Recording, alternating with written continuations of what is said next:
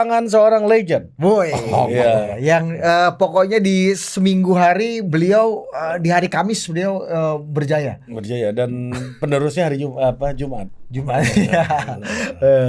Dengan takzim kita perkenalkan Iya. The Great Margarito Kamis. Gimana Bang Margarito? Ya, alhamdulillah baik. Kangen juga Dina-Dina sama Abang nih kan. Allah lah, kita kan apa ya? Biasalah. Iya. Ini memang sesuatu untuk kepentingan atau perjuangan aja di Dinda.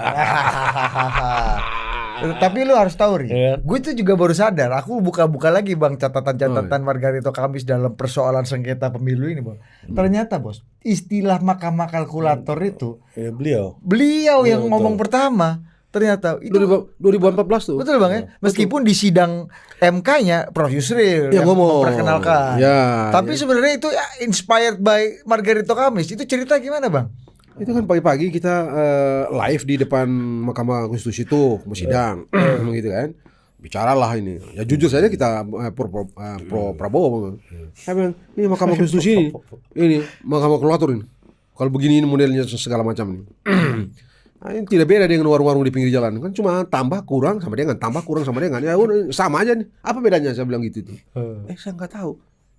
Siangnya kalau nggak salah itu waktu itu Pak Yosi dalam sidang kan beliau sebagai ahli waktu itu yang ngomong, ada kolega saya itu yang ngomong mahkamah ini sebagai cuma begini aja, ini mahkamah ini kayak mahkamah kalkulator aja tuh.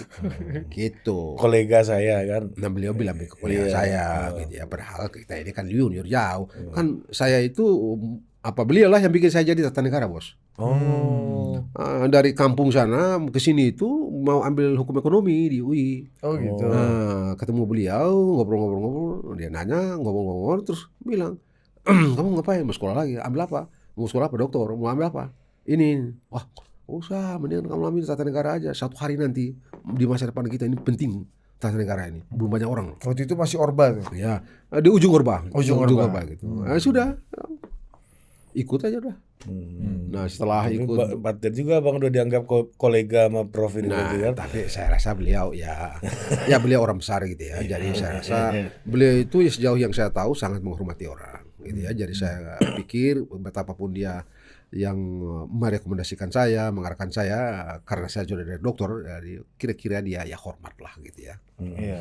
Waktu saksi ahli kemarin di MK Ri, itu ada abang kali menghabiskan waktu mungkin 3 menit sampai 4 menit gitu di awal ya, untuk kasih salam dulu orang-orang bos ya kan. Dibacain satu-satu CV-nya sama Bang Margarito ya. Ini perusahaan nih. Gitu kan. Abang kasih salam-salam semua tuh. Itu kayaknya kolega semua tuh Bang kemarin di persidangan. Crowd tuh. abang itu kayaknya. Kawan, lawan ataupun yang tengah-tengah kayak, gitu. memang kita berteman juga kan, kayak Bang Henry Yosodingrat, kita baik gitu kan. Bang Magdir, baik sama saya. Bang Mulia itu pernah bantu saya loh waktu S3 tuh, gitu loh. Nah, gitu. Jadi Anda mau apa? Hanya karena persoalan dia ada di kubu 3, terus kita di kubu 2, terus kita tidak boleh saling sapa, kan konyol betul itu kan. Kemanusiaan kita macam apa itu? Hanya karena persoalan separsial ini terus putus relasi kemanusiaan kita, kan nggak masuk akal. Jadi daripada saya bilang kuasa hukum kan formal banget itu, nah, bisa lihat-lihat aja gitu. Oh ada Bang Magdir. Abang bacain CV satu-satu. Iya, jadi saya lihat ada sana Bang Magdir ya. Salam Bang Magdir gitu yang saya hormati, Bang Mulia saya hormati, Bang Henry gitu. Mana? Saya tanya lagi. Mana tuh sahabat saya Yani, Ustadz Yani. Ahmad Yani. Ahmad Yani kan di P3 tuh. Iya. Ternyata dia nggak ada. Bukannya di 01 Bang? Dia 01, tapi dia hari itu dia nggak datang. Nah, setelah sidang, saya telepon dia nih. Ente di mana waktu itu Ustaz? Saya panggil dia Ustaz. Ahmad Yani nih, P3 nih. Ente di mana? Waduh, saya ketiduran, Bos, Ustaz. Wah, kenapa gitu? Malam-malam itu apa? Dia Qiyamul Lail. Dalam bulan puasa kan, Qiyamul Lail. Jadi ketiduran pagi-pagi itu. Terus saya bilang, kalau ente datang, ente mau ngapain? Kalau Anda datang, saya mau bilang, saya mau tanya sama Margarito. Ente mau tanya apa? Ente mau tanya juga. Tanya. Saya mau bilang sama ente, Pak Margarito ini dalam satu kesempatan pernah bilang Mahkamah Konstitusi itu bisa bikin apa saja kecuali ciptakan manusia. Oh, ente bilang itu, pantas ente gak bisa bangun. Pantas ente gak bisa bangun. Begitu. Kalau ente ngomong itu kan saya ke pojok juga itu. Gitu-gitu kan. Oh gitu ya, iya dah. Mending gua nggak usah hadir lah ya kan daripada melawan bilang ini begitu. kan. Walaupun pasti ada argumentasi gitu kan. Dan persis seperti semalam di satu tempat saya bilang ini Mahkamah Konstitusi dalam sengketa Pilpres ini kalau dia tidak hati-hati dia membawa dirinya sesuai atau kira-kira senafas dengan permintaan sebut saja 01 dan 03. Mahkamah Konstitusi ini bisa disebut dengan judiciary absolutism, judiciary authoritarianism, atau apa yang disebut oleh Thomas Jefferson, Presiden Amerika Serikat yang ketiga, dengan judiciary despotism. Mengapa? Kan dia doang. Ya. Begitu dia putus, lu suka juga begitu, lu nggak suka juga begitu. Tidak ada cara kita koreksi. Sistem hukum kita atau undang-undang dasar kita tidak menyediakan cara mengoreksi putusan Mahkamah Konstitusi. Jadi Anda mau suka juga begitu, Anda tidak suka juga begitu. Dan sialnya tidak ada cara koreksi. Final and binding itu. Final dan automatically binding itu. Ya. Itu konsep itu sama dengan kalau dia sudah putus mau apa? Anda bilang ini begini, dia sudah putus, kamu mau apa? Mau apa? Dan itu sebabnya beberapa kali saya bilang sama teman-teman di MPR itu, Anda pikirkan dong ini Mahkamah Konstitusi ini. Pada titik tertentu dia bisa ambil alih kewenangan Anda loh. Saya bilang gitu ya. Jadi Anda pikirkan, ini mesti kita serius pikirkan nih. Sebab kalau ketemu orang yang dalam tanda petik dengan semua kreasi yang bisa mereka bikin, mereka bilang progresif. Terus putus melampaui apa yang diperintahkan oleh Undang-Undang Dasar. Anda mau apa? Undang-Undang Dasar tidak menyediakan cara mengoreksi putusan itu. Mau karena apa? Final and binding. Final automatically binding. Mau apa? Oh, jadi kalau ada orang-orang lalim yang itu dia. Itu dia. Itu lebih bahaya lagi. Itu dia. Ya, Anda punya istilah top ini. Kalau lalim, Pak mau apa? Begitu itu. Karena itu saya bilang ini Mahkamah Konstitusi betul-betul harus hati-hati dalam mengadili, memeriksa dan memutus perkara ini. Betul-betul tidak boleh ke sana dan ke sini. By law, by text. Jangan berkreasi yang aneh-aneh. Jangan pakai atas dasar bilang keadilan progresif lah demi konstitusi. Enggak. By law, by text. Sebab apa begini? Bos, Udwa. Dulu itu yang dibilang konstitusi itu kurang apa? Anda permintaan Pak Harto sudah pernah dulu kan Pak Harto selalu bilang begini. Kita ini melaksanakan Undang-Undang Dasar 1945 dan Pancasila secara murni dan konsekuen. Ya. Siapa saja yang berhadapan dengan itu dihabisi. Begitu ya. Apa bedanya sekarang atas nama Undang-Undang Dasar juga kan? Cuma dulu atas nama Undang-Undang Dasar, yang bilang atas nama Undang-Undang Dasar itu pemerintah. Sekarang Anda. Apa bedanya? Cuma pergeseran doang kan perspektif doang. Kalau dulu ada diskusi kelompok kiri itu kan selalu bilang Bang, atas dasar Undang-Undang Dasar dan Pancasila diskusi ini kami bubarkan. Sekarang MK atas nama Undang-Undang Dasar ya yang tidak bisa dibilang bisa. Apa begitu? Dan yang bisa menginterpretasikan itu hanya MK. Itulah makna dari judiciary despotism yang disebut oleh atau judiciary authoritarianism itu. Berarti benar dong MK itu mahkamah kalkulator itu benar. Dirancang memang seperti itu. Dulu itu bukan bentuk sindiran dari abang kepada MK. Tidak, memang pada waktu itu saya paksa. Saya paksa begitu kan cara berpikir begini. Hasil itu tergantung proses. Kalau prosesnya benar, hasilnya pasti oke. Prosesnya tidak benar, hasilnya tidak oke. Dalam ilmu hukum, proses dan substansi sama nilai hukumnya atau sama dalam timbangan hukumnya. Dan mesti diperiksa dong. Ya gitu itu. Tapi kan memang akhirnya kita mengerti bahwa hasil yang diperiksa di sana itu adalah hasil yang misalnya begini. Pleno KPU. Anda dapat 100. Kok ditulis 200? Beliau dapat 300. Kok ditulis 200? Berselisih di situ. Di waktu pleno itu kan. Tapi KPU bodoh amat. Yang begini ini bisa diperiksa di MK. Yang begini ini yang mesti diperiksa di Mahkamah Konstitusi. Yang begini ini nih. Karena pihak tergugatnya dalam tanda kutip itu KPU kan. Bukan, soal hasilnya itu tadi itu. Ya. Di hasil tadi itu. Kamu dapat dapat 200, ditulis 100 atau 150. Kamu protes dong di dalam pleno rekapitulasi perhitungan suara itu. Tapi KPU bahasa bodoh. KPU akal-akal gitu. Lah dia bohong-bohong udah capek, ketok, tidak ubah. Oke. Misalnya kayak begitu, yang begini ini logis diperiksa dan diperdebatkan di Mahkamah Konstitusi. Itulah pengertian hasil yang diperiksa di Mahkamah Konstitusi. Nah dulu kan abang memaksa kata abang tadi. Iya. Nah itu gimana ceritanya? Tolak. Karena betul pada waktu itu di bawah itu hasil, tapi tidak meyakinkan. Oke. Perselisihan itu tidak meyakinkan hakim. Data-datanya tidak cukup memberi keyakinan bahwa betul ada perselisihan. Ada angka yang tidak valid yang ditransfer yang membuat orang itu menang atau kalah. Nah, gue inget Ri, 2014 apa 2019 ya, gue nonton Bang 14 Margari itu tuh, aja 14 14 ya. Iya, 14. Gue inget tuh ketika quick count atau proses sore-sore tuh Ri, Bang Margarito tuh ngomong, udahlah, saya sarankan kepada Pak Prabowo, udah nggak perlu lah ini apa Bang, sudahlah, gugat kan, nggak usah perkara. Padahal waktu itu gapnya kecil. Nah, apakah pendapat abang yang dulu 2014 itu abang berlaku nggak untuk pasangan 01 dan 03 sekarang dalam apalagi sekarang? Oh justru Gapnya apalagi kan, sekarang gapnya kan lebih gede. Gimana? Gimana? Berapa kali lipat itu kan? Yang tipis aja nggak bisa dikoreksi, apalagi yang kayak gini. Kan di satu tempat saya bilang, udah deh 1-3 gabung deh suaranya, sama nggak? Dapat nggak? Kalian Prabowo nggak? Nggak kan? Jadi mau ngapain? Nggak bisa. Jadi sudahlah. Makanya karena kenyataan itu memberikan keyakinan saya dan membentuk sikap saya yang santai. Saya itu Mahkamah Konstitusi. Udahlah. Tapi kan apa yang membedakan Bang? Abang kan dulu pernah menjadi saksi juga kan di MK di 2014 di pihak yang kalah gitu. Iya betul. Nah ini kan sekarang jadi saksi juga nih. Begini dulu. Capresnya sama. Tapi jadi begini. Apa bedanya tuh? Ini bedanya. Ini beda nih, enak nih. Gue bilang begini sama, ternyata memang ini ya, memang jadi pemenang tuh enak ya. Kalah itu memang menyebalkan memang. Gue ini 2 kali kalah ini.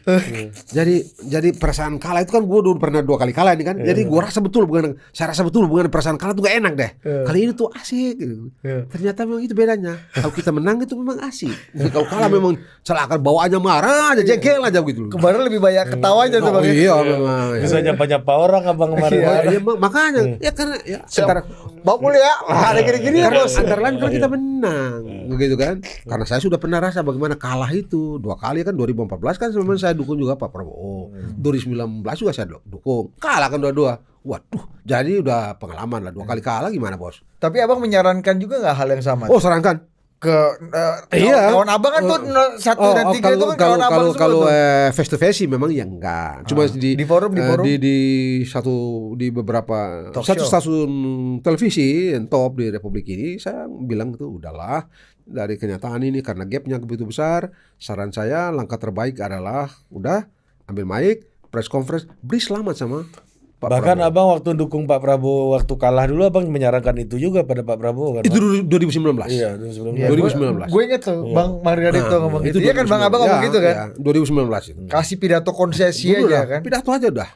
Nah itu apa ya? Ya memang bertarung kan pasti ada kalah dan ada yang menang begitu kan. Dan menurut saya begitu ya, mengakui kehebatan orang itu satu prestasi yang juga hebat. Faktanya begitu mau gimana? Mau apa coba? Nah, kayak sekarang ini. Nah, mau apa? Tadi makan di satu tempat orang bilang mungkin nggak ini dikoreksi? Didiskualifikasi? Hah? Ya. Pakai hukum apa? Diskualifikasi siapa? Saya tanya. Diskualifikasi siapa? Gibran? Hah? Atau dua-dua semua? Hah? Pakai hukum apa? Tidak ada hukum itu di Pilpres. Anda pakai hukum apa? Ngarang-ngarang. Jangan-jangan satu waktu harus kalau Anda orang itu kalau sudah kelewatan kan marah orang, gitu kan? Kalau Mahkamah Konstitusi ini kan sudah dikritik-kritik orang juga nih. Nah, kalau dalam satu persoalan ini terus Anda bertindak aneh-aneh, lama-lama orang bersatu udah bubar aja nih, bubar ngampang ubah undang-undang dasar dan bubar.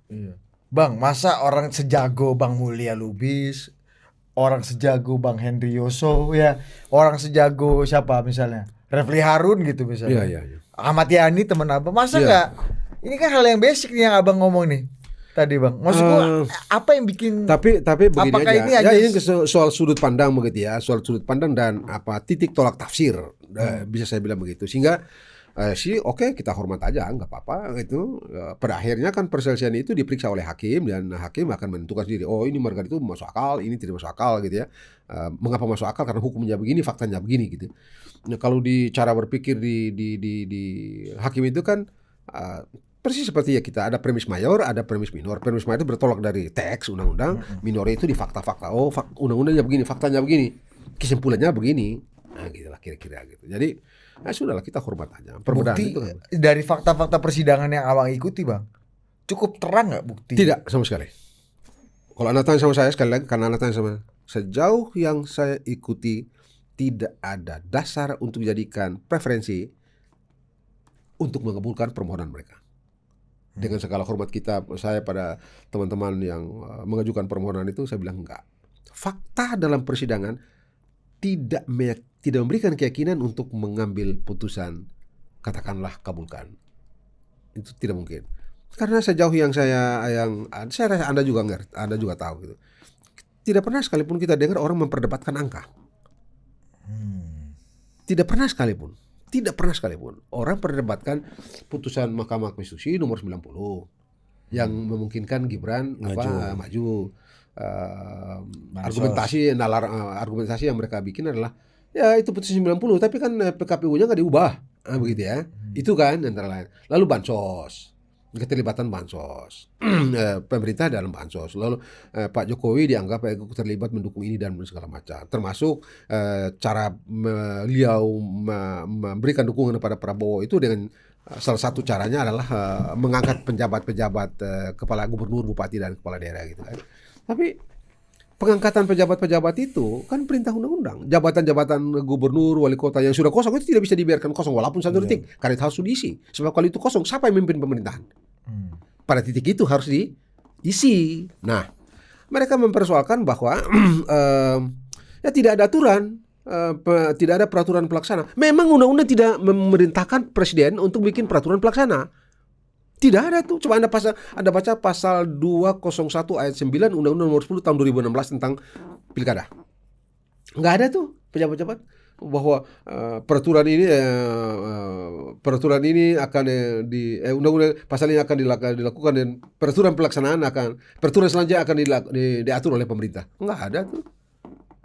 Nah, tapi oleh pemerintah melalui Menteri Dalam Negeri diterbitkan Permendagri nomor 4 tahun 2023 yang mengatur tentang tata cara bagaimana menemukan calon-calon penjabat itu dan bagaimana menemukan satu di antara sejumlah calon itu. Prosesnya terbuka. Sebab kalau dia tidak bikin, mau apa? Tindakan dia presiden mengangkat orang-orang pejabat gubernur itu tidak sah. Mengapa? Karena tidak ada perintah dalam undang-undang untuk harus begini dan harus begitu. Cuma bilang harus angkat pejabat. Jadi bagaimana caranya presiden terserah presiden. Sebab sudah Anda bikin undang-undang begitu. Begitu itulah. Jadi kita ini bikin undang-undang ini mesti bisa memprediksi hal-hal yang tak terlihat. Apa yang disebut dengan unexpected intending. Itu mesti bisa diprediksi. Sebab kalau tidak, ya itu. Anda sudah bikin, di belakang Anda sendiri yang rugi. Dulu saya punya guru namanya Pak Profesor Ismail Suni. Profesor Ismail Suni itu Bung Karno pun dia melawan, Pak Harto juga dia melawan. Begitu ya. Dia bilang Margarito, setelah itu kalau nanti Anda sudah Anda jangan terlalu fanatik mendukung orang atau undang-undang. Karena satu waktu apa yang Anda dukung bisa merugikan Anda. Saya ini orang yang paling ngotot memperjuangkan pada waktu itu dia bilang, yang paling ngotot agar undang-undang subversif. Ingat undang-undang subversif? Ya. Undang-undang subversif itu harus tidak boleh dicabut, harus tetap diberlakukan. Kamu tahu nggak? Itu Pak Ismail Suni, Profesor Ismail Suni. Di awal reformasi abang malah setuju subversif tetap dilanjutkan. Enggak, bukan. Itu tahun 66. Oh iya. Pak Profesor Ismail Suni itu undang-undang tahun 66 itu dia bilang begitu undang-undang subversif itu. Undang-undang subversif ini tidak boleh dicabut, harus tetap ada. Dia bilang apa sama saya? Kamu tahu nggak Margarito? Saya dipenjara dengan undang-undang yang saya pertahankan berlakunya itu. Tanpa pengadilan, tanpa pemeriksaan. Cuma dituduh begini-begini, masuk penjara. Dengan undang-undang yang pada tahun 66 dia habis-habisan mendorong agar tetap diberlakukan. Jadi pesan saya, kamu hati-hati kalau bikin undang-undang, kamu hati-hati kalau berurusan dengan undang-undang. Nah kayak gini nih, Anda cuma tulis undang-undang bilang harus ada pengangkatan penjabat-penjabat gubernur, bupati, wali kota itu, tanpa mengatur bagaimana cara menemukan penjabat-penjabat itu, bagaimana prosedur seleksinya dan seterusnya dan seterusnya. Tidak ditentukan. Nah karena ditentukan konsekuensinya, karena yang mengangkat itu adalah presiden, karena ya yang meresmikan adalah presiden dan presiden itu memegang kekuasaan pemerintahan, maka dialah yang mengangkat. Mau apa? Tapi ini dipersoalkan kan di Mahkamah Konstitusi bahwa itu presiden nepotisme. Padahal perintah undang-undang. Nah sama dengan orang bilang dengan bansos itu. Apa orang tahu itu bansos?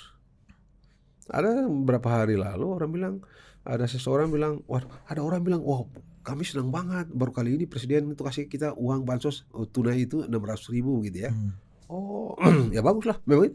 Jadi apa yang salah? Saya bilang apa yang salah? Oh itu perintah undang-undang. Yang salah kalau presiden tidak melaksanakan undang-undang itu yang mesti kita ribut. Kalau dia laksanakan, apa yang salah? 600.000 bagi Anda, ya mungkin bayar parkir, nyawer orang di parkiran lah, Anda nggak terasa. Tapi bagi orang, dengan segala hormat kita pada saudara-saudara kita yang lain ya, 600.000 kan ada nilai loh bagi orang lain. Masyarakat kecil ya? Ya masyarakat kecil lah. Ada nilai. Bagi kita mungkin, bagi orang-orang berduit mungkin biasa saja, tapi bagi mereka kan itu luar biasa. Dan itu perintah undang-undang. Tidak ada pilihan lain kecuali harus melaksanakan. Terserah apa kata orang. Perintah undang-undang. Begitu lah. Oke, kita masuk ke isu yang ini yang paling baru nih, Bu Mega. Apa nih? Ini yang soal amicus curiae apa? Itu kita nyebutnya aja takut salah-salah tuh Bang. Itu gimana sebenarnya Iya, kan, amicus curiae. Itu gimana? Orang secara umum gampangnya bilang itu sahabat pengadilan lah. Orang-orang yang merasa prihatin dengan satu persoalan lalu memberikan pendapat kepada pengadilan agar kira-kira begini loh. Tapi masalahnya kalau Anda tadi bilang gitu ya, bagaimana isu mutakhir soal amicus Ibu Mega gitu ya. Ya apa mungkin Ganjar jadi capres kalau tidak dicapresin oleh PDIP. Dan Anda tahu kan pencapresan ini mesti diteken oleh Ketua Umum PDIP, Ketua Umum partai yang mencalonkan. Jadi ya beliau bagian dari soal. Karena beliau kan yang mencalonkan kan, dan dia kalah dan dia sedang berperkara kan. Pada titik itu ada, dan itu satu. Jadi ada konflik. Sementara hakikat dari ada konflik of interest. Ada jelas nyata. Anda tidak memiliki argumen untuk mengoreksi itu. Meskipun di situ Megawati Soekarno Putri sebagai warga negara dalam apapun, tapi faktanya Anda yang teken itu pencalonan. Karena tidak ada orang lain di negeri ini yang menjadi ketua umum PDIP kecuali Ibu Mega gitu kan. Nah, jadi mau apa? Anda bilang apa? Kalau Anda tidak jadi warga negara, Anda juga tidak bisa jadi ketua umum PDIP. Memang ada bule-bule bisa datang jadi ketua. Coba. Iya benar. Nggak bisa kan? Naturalisasi itu nggak bisa dari Belanda gitu Bang ya. Udahlah pokoknya. Kalau karena Anda warga negara, Anda bisa jadi ketua umum PDIP. Dan Anda ketua umum PDIP, Anda pula lah yang oleh undang-undang diharuskan untuk teken tuh pendaftaran Ganjar sama Pak Mahfud gitu. Jadi bagaimana cara Anda mengatakan bahwa Anda tidak memiliki keterlibatan dalam perkara ini? Orang Ganjar tidak akan jadi capres, menyandang status sebagai capres kalau Anda tidak teken pencalonannya, tidak mencalonkan dan tidak mendaftarkan pencalonannya kan. Lalu sekarang Ganjar kalah, lalu dia sedang berperkara, lalu Anda bilang, tolong dong begini bukan. Itu satu. Jadi ada konflik of interest. Sementara jadi dia menyangkal hakikatnya. Tindakan itu sendiri menyangkal hakikat dari amicus curiae itu. Gitu ya. Mengapa dia menyangkal? Karena hakikatnya adalah independen. Semata demi keadilan. Dia tidak berperkara di situ. Anda oke lah. Dia nggak ada bagian dari persoalan dan urusan apa-apa. Kalau Romo Manyies mau kasih amicus curiae itu sekarang nggak bisa lagi. Lebih benar. Karena dia kan kemarin dia jadi saksi ahli kan. Dia saksi ahli kan nggak bisa dia. Kalau sebelumnya mungkin bisa. Sebelumnya mungkin boleh lah. Boleh lah. Itu satu. Yang kedua, sistem tidak mengenal. Sistem kita setidaknya sistem berperkara di Mahkamah Konstitusi tidak mengenal barang itu. Nah, itu bukan bukti. Anda mau senang, mau tidak senang, amicus curiae bukan bukti dalam perkara itu. Perkara sekarang ini. Jadi tidak ada dasar bagi hakim untuk menilai, mempertimbangkan amicus curiae itu. Baik dalam bentuk positif maupun negatif. Suka atau tidak, senang atau tidak. Begitu konsekuensi kita hukum. Konsekuensi berhukum kita. Meskipun secara substansi mungkin saja benar. Ya, boleh saja lah. Kan Bu Mega juga punya semacam manifestonya sendiri kan tentang Oke, tentang tapi ini. bagaimana ceritanya? Apapun pendapat Anda by rules. Pengadilan itu mengadili pakai aturan.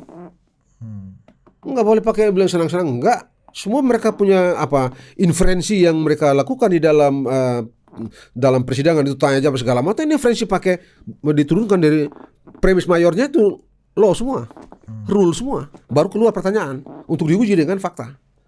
Itu yang tadi saya bilang, ada premis mayor, ada premis minor. Kesimpulannya begini. Anda ini apa? Selama persidangan tidak pernah diperiksa itu terus bikin kesimpulan. Jangan-jangan nanti itik di sawah belakang di mana begitu dia terbang malam-malam, kan kacau di Republik. Gitu, Bo.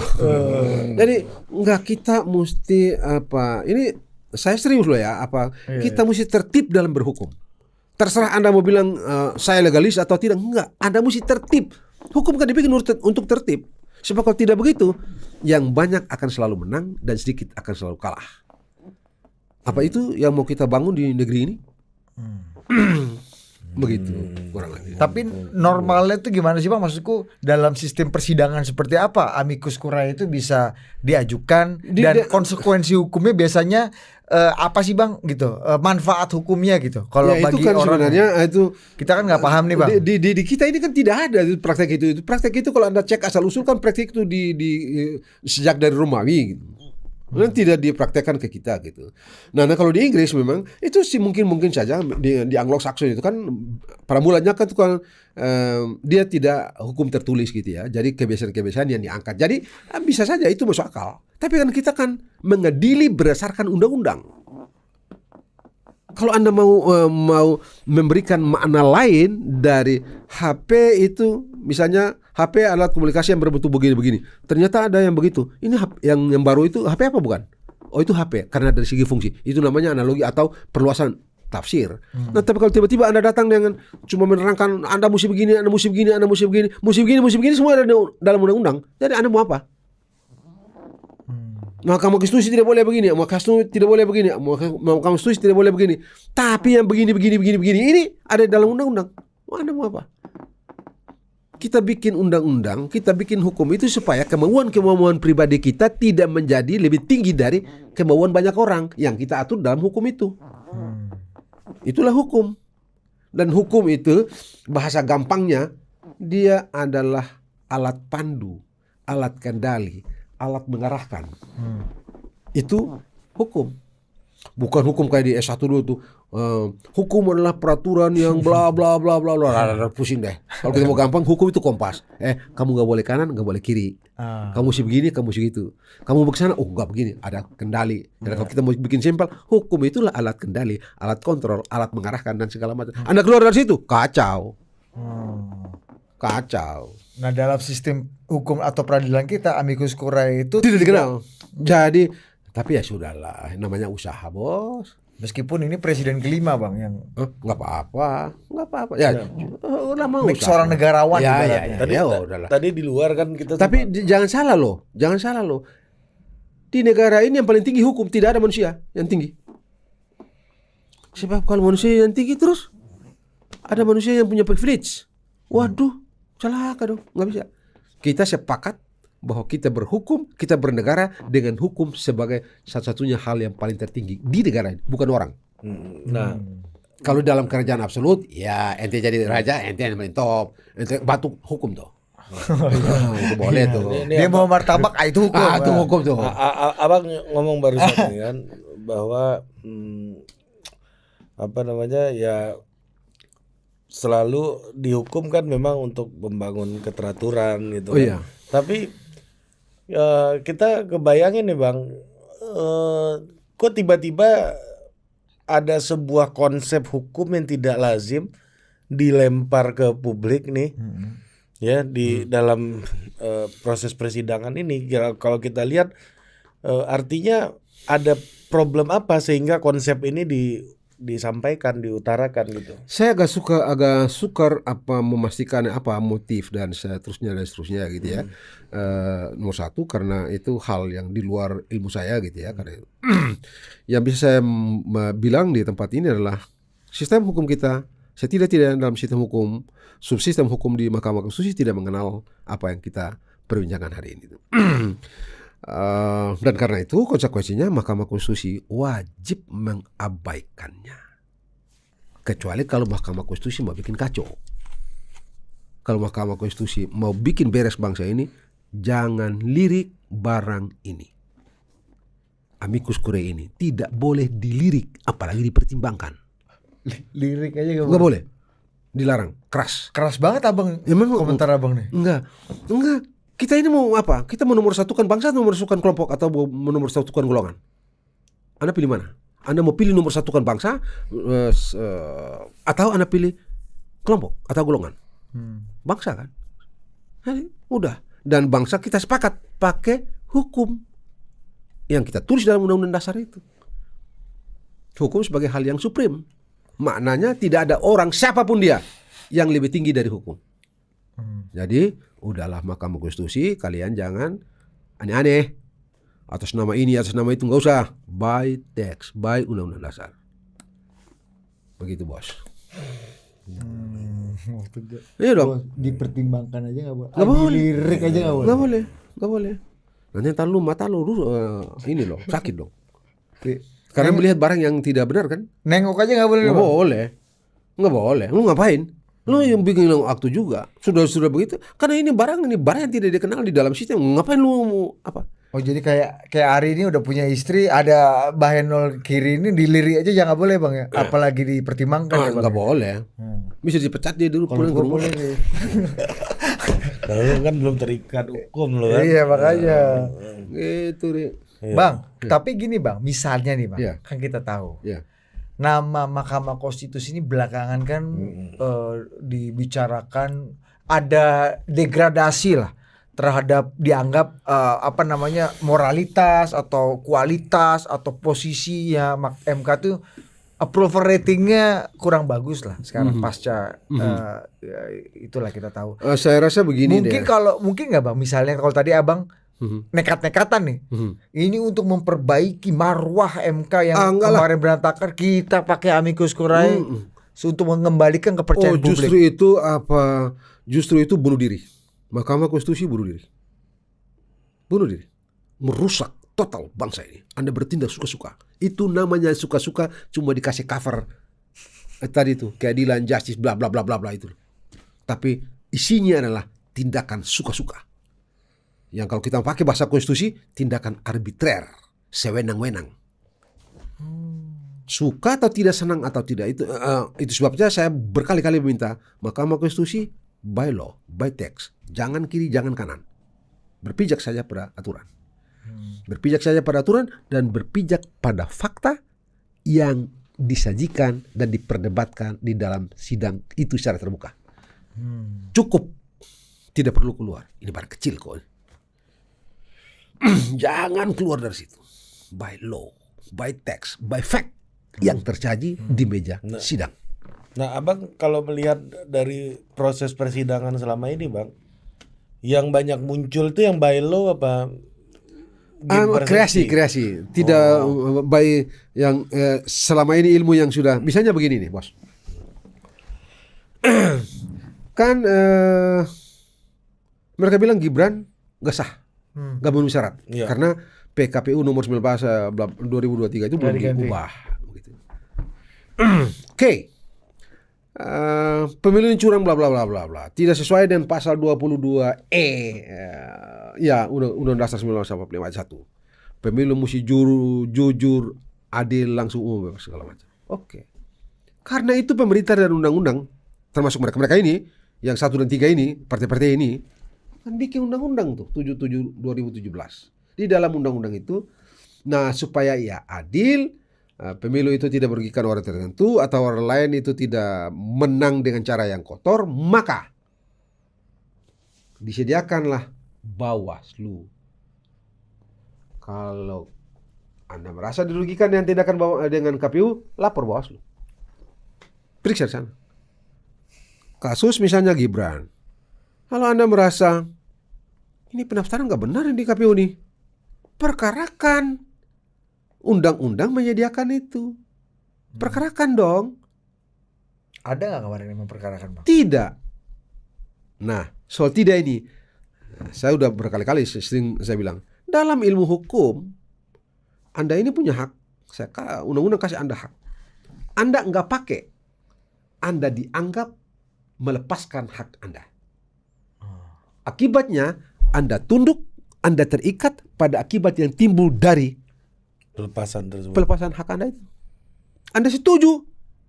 Otomatis setuju. Setuju. Itu asas dalam ilmu hukum universal. Di mana Anda temukan? Dimanapun Anda temukan. Universal. Nggak usah dokter hukum. Nggak usah. Itu sudah standar. Anda ini punya suruh. Kan bos, ada 2 pilihan. Lalu Anda sudah ambil satu, Anda tidak mungkin ambil satu lagi kan? Kalau dikasih pilihan. Itu standar dalam ilmu hukum. Gitu loh. Anda tidak bikin. Saya sudah kasih Anda hak supaya adil. Supaya adil, jujur, maka saya jaminlah orang-orang itu punya hak. Supaya jangan ada penyelenggara yang aneh-aneh yang memberikan keuntungan kepada orang lain dan merugikan orang lain. Maka orang lain yang merasa dirugikan diberikan hak untuk koreksi. Namanya apa? Administratif remedial. Dia kasih remedi untuk memulihkan hak Anda itu. Anda tidak pakai. Nah, sudah Anda tidak pakai, masuk di gelanggang ini bertarung. Wah, berdebatlah dengan Gibran gitu kan. Baik secara berpasangan maupun sendiri-sendiri kan. Kemarin kan ada debat capres kan, ada debat yang capres dengan cawapres sama-sama, dan ada juga yang cuma cawapres saja gitu kan. Anda mau berdebat dalam peristiwa hukum yang sah. Perdebatan itu bukan total politik yang diselenggarakan. KPU berdasarkan perintah undang-undang untuk peristiwa pilpres itu kan. Jadi sah ini peristiwa hukum ini. Anda masuk di situ. Giliran Anda kalah, Anda bilang kagak sah deh. Waras nggak? Masuk akal nggak tuh? Menurut Abang harusnya walk out aja gitu. Oh, kau tinggal protes, tinggal bisa tuh Bang. Bisa aja. Kalau misalnya nggak setuju ya. Iya, saya nggak mau. Kita berperkara sana.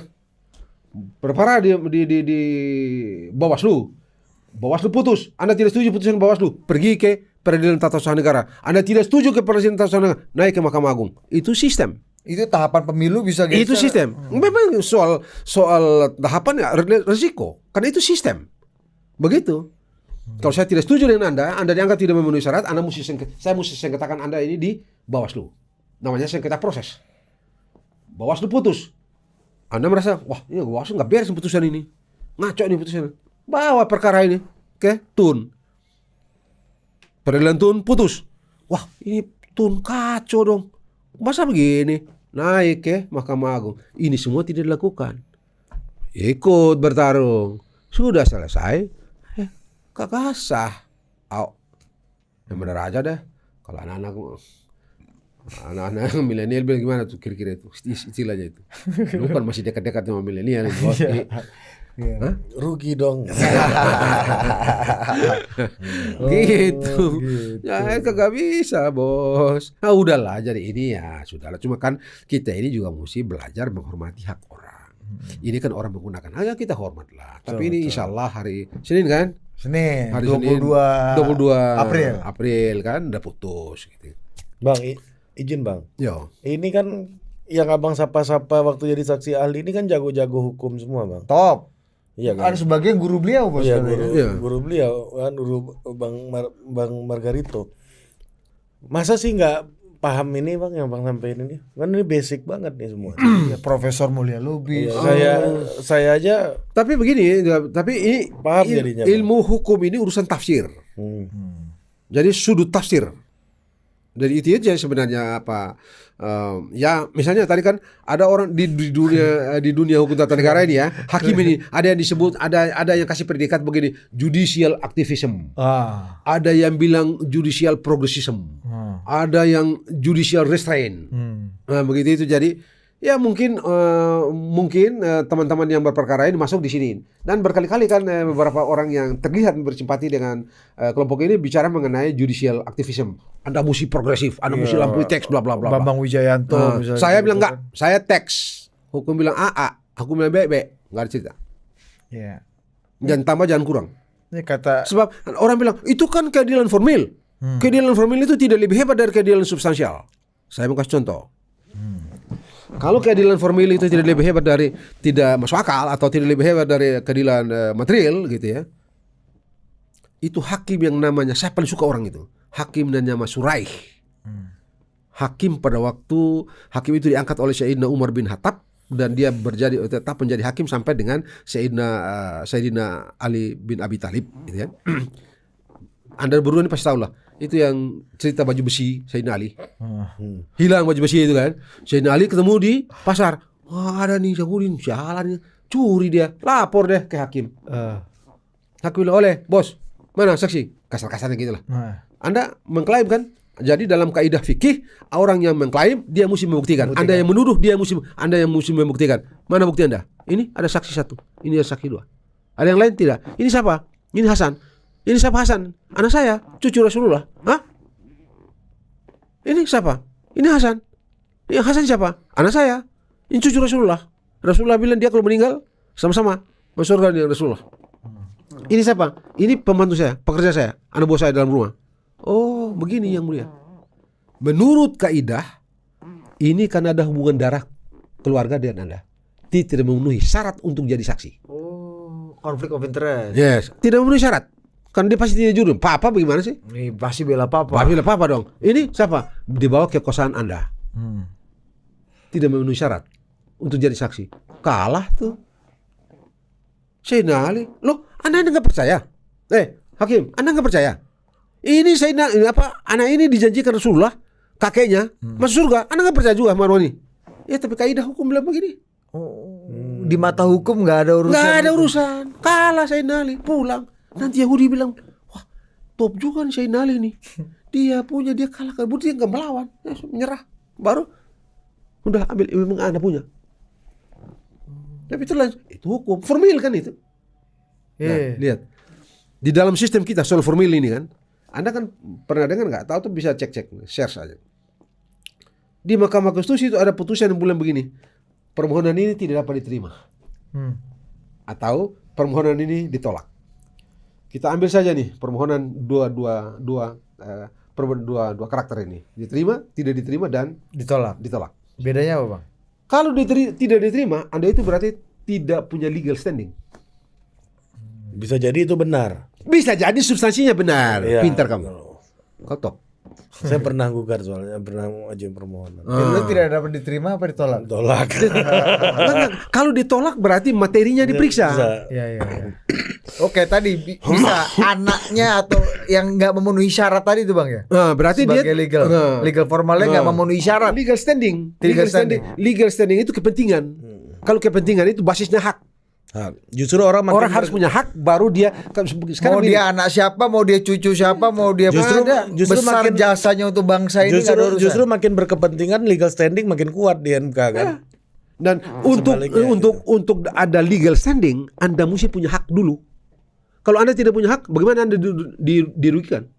Kalau Anda tidak punya sesuatu, bagaimana Anda memberikan sesuatu? Tidak mungkin. Pertama itu tidak diterima, Bang ya. Nah, kalau tidak diterima itu berarti orang itu tidak punya hak. Itu materinya nggak diperiksa. Atau sudah diperiksa habisnya baru, tapi substansinya, secara substansi kalau tidak diterima itu berarti orang itu tidak punya hak. Legal standing. Itu soal legal standing, bukan materi perkara. Kalau ditolak baru periksa materi perkara. Anda punya hak dan materi perkaranya diperiksa. Cuma tidak memberikan keyakinan pada hakim sehingga perkaranya ditolak. Jadi ada dalam sistem kita. Nah, saya rasa besok ini tidak ditolak. Putusan tanggal 22 ini, kalau kita mau taruhan ya kita minum air putih begini aja dah. Meskipun tadi jangan Alphard lah ya. Ya jangan, berat tuh. Iya. Kayak Sanasbi ini loh. Tapi dia kalah bayar dia. Gitu ya.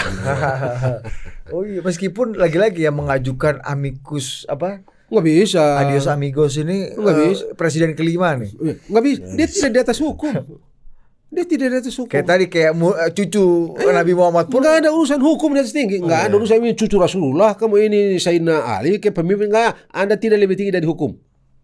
Beres negara ini. Oh iya, iya. Jadi kalau amicus curiae itu kalau nggak ada dalam sistem hukum kita, mau presiden kelima pun Nggak bisa. nggak ada Tidak urusan. boleh. Tidak. Oh gitu. Status sebagai presiden kelima kan bukan hukum kan itu. Hukumnya di undang-undang. Hukumnya di peraturan. Hukumnya di perpres, peraturan presiden. Hukumnya di peraturan menteri. Hukumnya di peraturan kepala daerah. Hukumnya di perda. Tidak di luar itu. Atau misalnya ketua MUI yang ngajuin juga nggak boleh. Nggak ada bisa. urusan juga, Bang. Ya, kalau ketua MUI mungkin lah, karena dia kan tidak bagian dari pihak sekarang ini kan. Cuma ya sekedar kasih kasih lah, biar rame lah. Tapi kalau amicus Kan curiae nggak dikenal kan nggak bisa juga kan? Itu dia gitu. Ya sudahlah. Supaya sehat ini kita berhukum, maka by law, by fact, in court. Udah itu sehat kita. Jangan tambah, jangan kurang. Jangan aneh-aneh bilang demi itu, udahlah. Anda tahu nggak? Apa yang orang bolak-balik bicara mengenai hukum progresif, otaknya siapa? Otaknya mula-mula itu para ekonom. Progresif itu mula-mula para ekonom. Orang bicara mengenai efektivitas dan efisiensi. Itu para ekonom. Nanti ditransfer oleh ahli hukum, administrasi dan tata negara yang namanya Woodrow Wilson, Presiden Amerika Serikat yang teken Undang-Undang Federal Reserve 1913. Bank Sentral Amerika Serikat itu. Orang itu tuh yang memperkenalkan dalam dunia ilmu hukum, terutama hukum administrasi negara, tata negara, konsep progresifan itu. Yang akarnya adalah para ekonom yang bikin untuk lipat gandakan melakukan speed up pembangunan. Itu dasarnya. Kalau Anda pakai hukum ini ribet, jadi jangan pakai hukum teks, nggak lompat keluar, lebih cepat, efisien, efektif.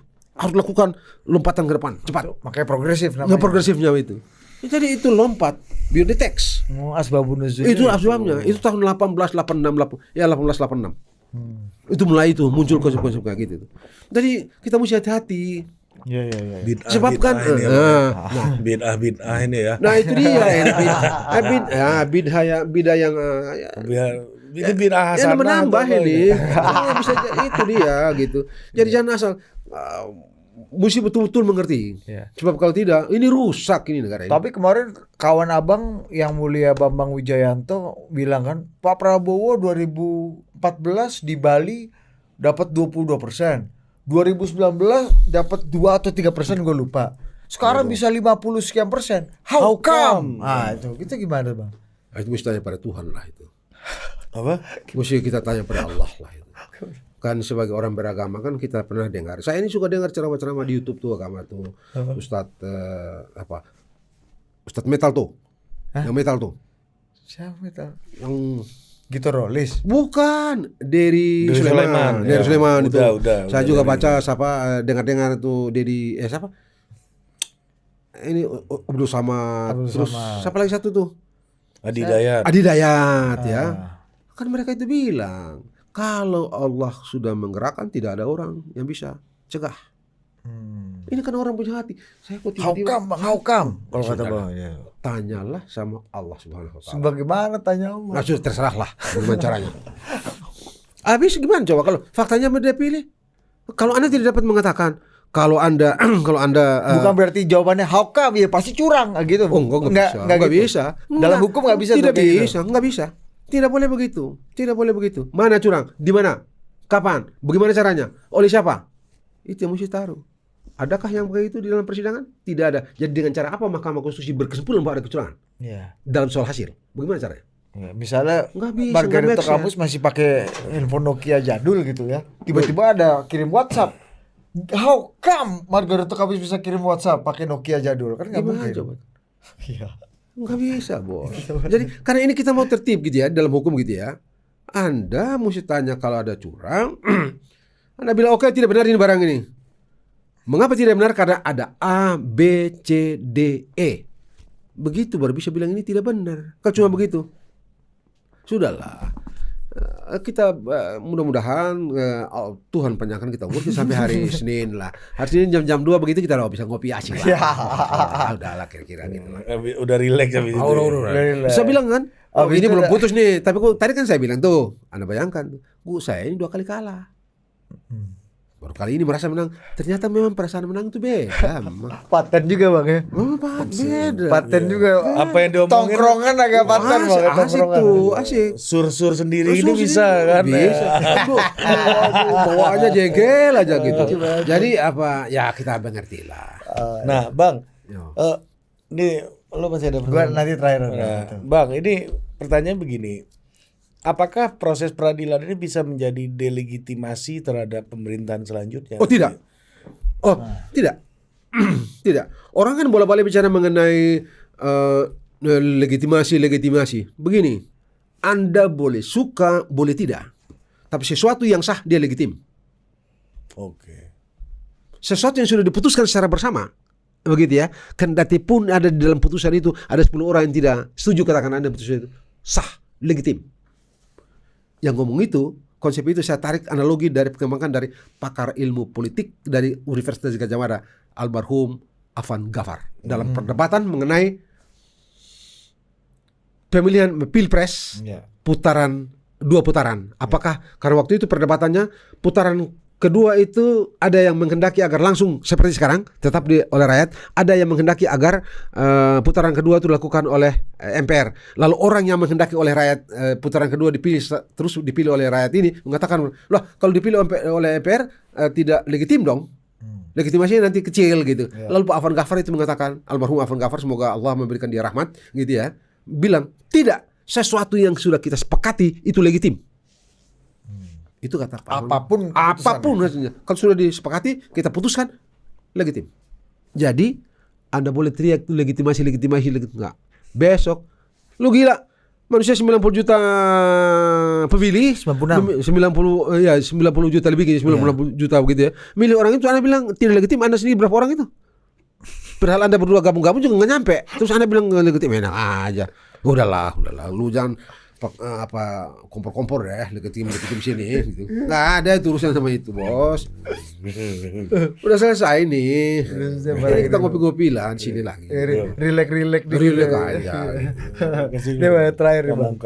Iya, Bang. Kan belakangan ini Bang, sejak proses MK yang kemudian meloloskan Mas Gibran ini, publik terutama aktivis ya banyak orang bicara mengenai dosa politik, dosa moralitas dan dosa etika yang terjadi di Mahkamah Konstitusi. Nepo baby. Ya.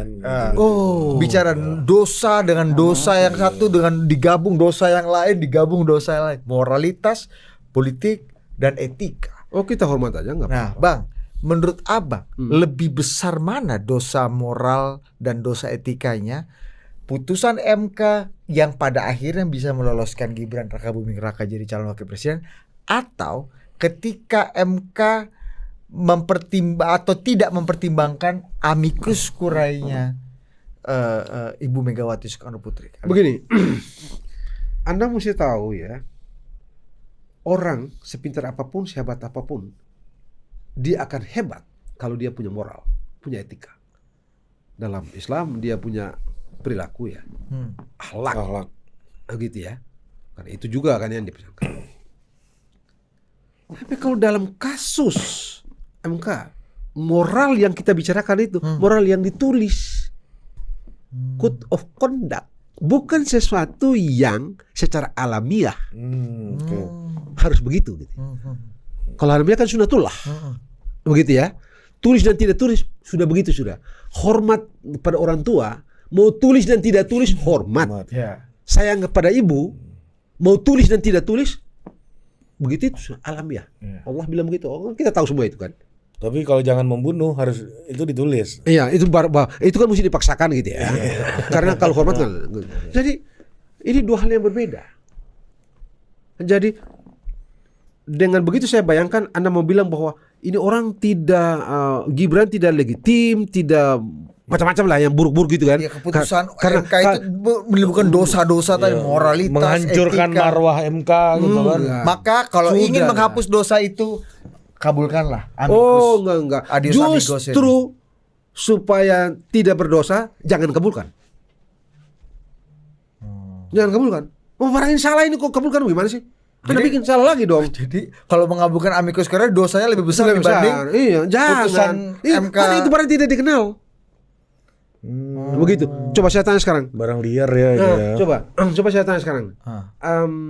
Pada waktu mereka periksa putusan yang dibilang bermasalah secara etik itu, sampai sekarang itu jujur ya kalau saya belum menemukan catatan di dalam pemeriksaan itu yang menunjukkan bahwa ada intervensi nyata.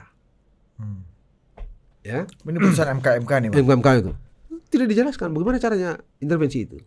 Dan jangan lupa loh, terlepas dari gradasi hukumannya, kalau tidak salah, mudah-mudahan saya salah, nanti Anda koreksi, tolong koreksi ya. Kalau tidak salah, semua orang di Mahkamah Konstitusi itu dihukum, cuma bobotnya berbeda. Iya. Kesalahan etik mereka itu bobotnya berbeda. Anwar Usman saja yang paling gede karena itu dia di non palukan untuk pilpres dan pileg gitu ya. Selebihnya ada juga salah, tetapi salahnya dikit-dikit. Iya. Dan kalau gitu, Anda Sahabat abang Profesor Saldi Isra aja kena pula kan. kan dikit-dikit pokoknya gradasi gue bilang kan. Ciprat-cipratan adalah ya. Nah, dikit-dikit lah, biar menganggap dikit-dikit. Jadi terus barang ini sama sih, ada dikit-dikit besar di sini, tapi semua substansinya kena dikit-dikit. Terus yang satu ada satu tidak boleh dan satu untuk dari orang yang sama. Yang sama, kan nggak fair. Jadi itu sudahlah, itu biasalah. Itu juga bikin dunia ini jadi asik, jadi indah. Dunia politik, dunia wacana, total politik jadi asik. Bos. Gitu. Kalau tidak ada yang aneh-aneh gitu, gimana total politik mau diskusi apa coba? Jadi bagus. Lu nggak terus terlalu serius lah. Iya, kalau nggak pusing juga kita membahas apa lagi nih, Bang. Bagus lah. Kalau besok ada yang aneh, malah bagus. Kalau tidak ada yang bikin aneh, suruh lu bikin aneh-aneh deh. Makanya kita ini di bangsa kita ini merasa kayaknya pembuatan undang-undang kita, hukum kita, peraturan kita nggak pernah ada yang aneh selama ini. Nanti udah kalah baru ada aneh. Gitu ya? Makanya ada yang aneh satu kaget kan. Oke, Bang Margarito. Sampai jumpa Kamsia. lagi di Total Politik berikutnya. Dah.